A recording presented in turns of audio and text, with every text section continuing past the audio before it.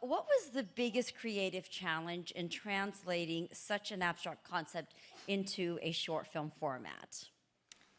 Oh, wow, that's a really good question. I mean, I think that the biggest challenge for us was that this is a new medium for us. We come from the visual arts, and this is the first film that we've written and directed together, I mean, kind of at all. And so everything was a challenge, but it was also amazing because, you know, you're always creating a family when you make a film.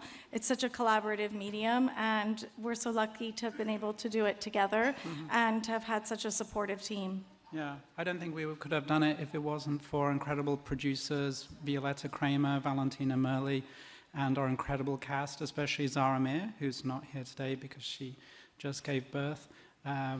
This film is an absurdist film that has a sense of humor, but it is about the darker moments that we've experienced as societies and that we're certainly experiencing right now.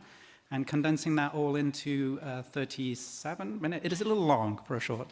The 37-minute short was difficult, but I was listening to Guillermo del Toro talk about cinema the other day, and he said that a film is building a world and emotion, and it's the two things together. And that's what we really strove to do, and that's why we wanted to make, having made visual art, wanted to make a film, and that's what we really strove to do in this work.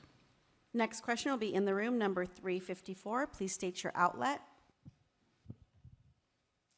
It's Brian. Brian Formo, Letterboxd, congratulations. Hello. Letterboxd. Are you going to ask us our top four now? They didn't do that on the carpet? Wait, I don't want to take up too much time. Letterboxd has many members, including emerging filmmakers who are making short films. Can you, like, Film School 101, explain the process of getting such powerhouses like Vicky Krieps for the film, and then later as executive producers, Julianne Moore and Isabelle Huppert. And then while we're name dropping, did you experience a watch bump for Saliva when Charlie XCX reviewed it on Letterboxd? We most certainly did. We didn't figure it out until our friends started texting us. Oh no, I am a Letterboxd user. I have a Letterboxd account, and I follow Charlie, and I leapt off my couch when she reviewed our film. It was perhaps the most magical part of this process, perhaps aside from working with, obviously, Vicky Krieps, Isabelle Huppert, and Julianne Moore. But honestly, I think we just, we made something very sincerely. We never imagined we would be here today. We just really love the medium of cinema, and we think it's, you know, as many people have said before, a machine for creating empathy. And so that was... Well, Roger Ebert said that. Yes. And so I think that we just made something that was pretty spiky in an interesting way. And we made sure that as we moved forward with the, you know, with the shoot and the editing, that we never shaved off the edges of our ideas. And I think that's why all of these actresses were attracted to it. I would also say never underestimate the power of just asking. You'd be really surprised. People are more likely to say yes than they are to say no. Next question in the room, number 140. Please stand up and state your outlet. Hey, congratulations. Mark Williams from British Cinematographer. And I guess this is a question about the edge of some of your ideas about how you came to decide to shoot in black and white. And was that thematic, or was that because of sort of the classical look of the department store setting you had? How did that decision get arrived at? It was actually one of the earliest decisions that we made.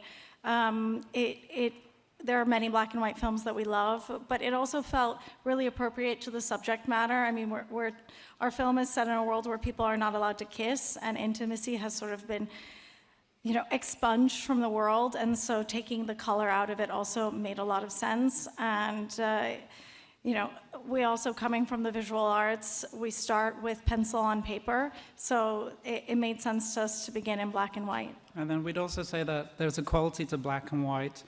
Black and white is a little bit like an X-ray. You can't hide from black and white. Color can distract, and there's a certain purity to it in terms of composition and form. And certainly, when you're a short film and you cannot production design an entire department store during the middle of the night, as was the case for us, black and white also helps. Final question in the room, number 320. Please stand up and state your outlet.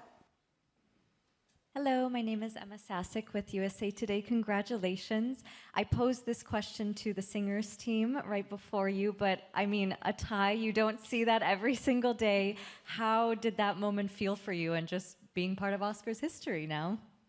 Honestly, it's such a dream. I mean, we love so many of the films that were nominated, and someone on Reddit asked us if we would be happy to share the award, and we were like, heck yeah, we would love to share it with another film that is equally beautiful and totally different. We're also a little bit Oscar geeks, so we had actually discussed that this could happen, but couldn't possibly imagine. Yeah. Yeah. Well, thank you so much. Thank you. Congratulations. Thank you very much.